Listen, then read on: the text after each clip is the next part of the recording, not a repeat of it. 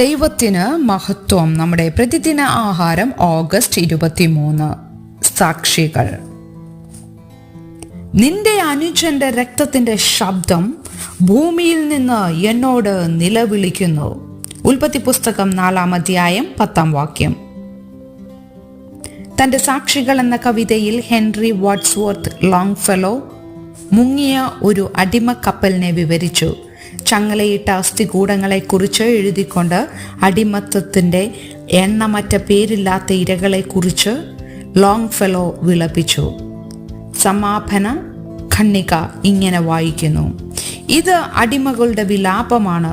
അവർ അഗാധത്തിൽ നിന്ന് നോക്കുന്നു, അവർ അജ്ഞാത ശവക്കുഴികളിൽ നിന്ന് കരയുന്നു. നാം ആണ് സാക്ഷികൾ. എന്നാൽ ഈ സാക്ഷികൾ ആരോടാണ് സംസാരിക്കുന്നത്? അത്തരം നിശബ്ദ സാക്ഷ്യങ്ങൾ വ്യർത്ഥമല്ലേ? എല്ലാം കാണുന്ന ഒരു സാക്ഷിയുണ്ട്. കയീൻ ഹാബേലിനെ കൊന്നപ്പോൾ ഒന്നും സംഭവിച്ചില്ലെന്ന് നടിച്ചു. ഞാൻ എൻ്റെ അനുജന്റെ കാവൽക്കാരനോ എന്നവൻ ദൈവത്തോട് നിസ്സംഗനായി ചോദിച്ചു. എന്നാൽ ദൈവം പറഞ്ഞു, നിന്റെ അനുജന്റെ രക്തത്തിന്റെ ശബ്ദം ഭൂമിയിൽ നിന്ന് എന്നോട് നിലവിളിക്കുന്നു. ഇപ്പോൾ നിന്റെ അനുജന്റെ രക്തം നിന്റെ കയ്യിൽ നിന്ന് ഏറ്റുകൊള്ളുവാൻ വായ് തുറന്ന ദേശം നീ വിട്ട് ശാപഗ്രസ്തനായി പോകണം. കയീന്റെ പേര് ഒരു മുന്നറിയിപ്പായി നിലനിൽക്കുന്നു. ദുഷ്ടന്റെ കൂട്ടത്തിലുള്ളവനും തൻ്റെ സഹോദരനെ കൊന്നവനുമായ കയീനെ പോലെ ആകരുത് എന്ന് യോഹന്നാൻ മുന്നറിയിപ്പ് നൽകി.